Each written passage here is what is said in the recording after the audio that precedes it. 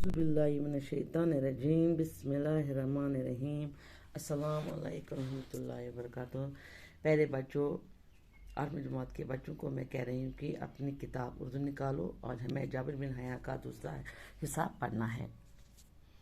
उन दिनों कोफे में उम्दा इल्मी माहौल था। जाबिर में मज़ीद तालीम हासिल करने का शौक़ पैदा हुआ। चनाची इस मकसद से उसने मदरसे में दाखिला लिया और मुरवजा तालीम हासिल की। आपको बच्चों पता है जब जाबिर बिन हया पैदा हुए थे तो उसके साथ से उसका बाप का साया उड़ गया था और उसकी सारी तालीम तरबियत का सारा बोझ उसके गिरी माँ पर आ पड़ा था। उसकी माँ ने उसे जाबिर को कोफे से दूर गांव में अपने रिश्तेदारों के यहाँ भेज दिया था।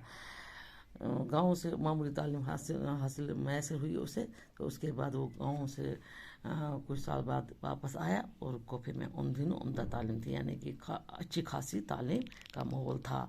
जाबिर में मज़ीद तालीम हासिल करने का शौक़ है। उसने सोचा कि मैं और पढ़ना चाहता हूँ, मैं और पढ़ूँगा। जनाजी इस मकसद से उसने मदरसे में दाखिला लिया।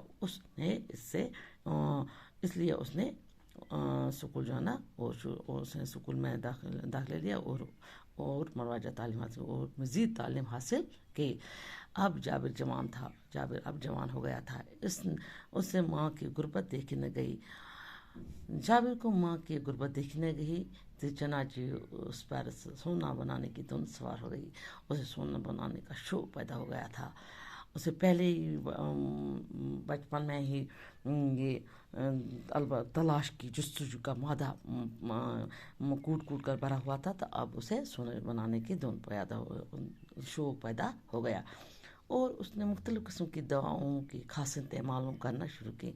उसने मुख्तलिफ़ किस्म की दवाओं को खासियतें, यानी कि ये दवाई किस चीज़ को लगेगी, ऐसे क्या होगा, तजुर्बा शुरू कर दिया। साथ ही किस्म की दातें लेकर इन्हें तरह तरह की जड़ी बूटियों के साथ एक ख़ास किस्म की बटी में पिघलाना शुरू किया। उसने साथ ही एक दवाइयों का पता निकाला कि इस तजुर्बा किया है कि ये किस चीज़ को लगेगी, इससे क्या हासिल होगा मुझे। और साथ उसने दातें भी जो दातें तरह तरह की दातें थे उसे जड़ी बूटियों को साथ मिलाया और एक बटी में और एक आग में पिघलाना शुरू किया।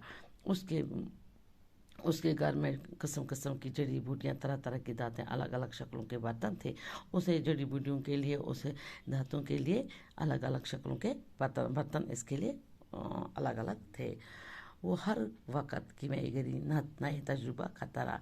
वो हर वक्त नए तजुर्बे करता रहा। दवाओं के अलग, जड़ी बूटियों का अलग, धातुओं का अलग।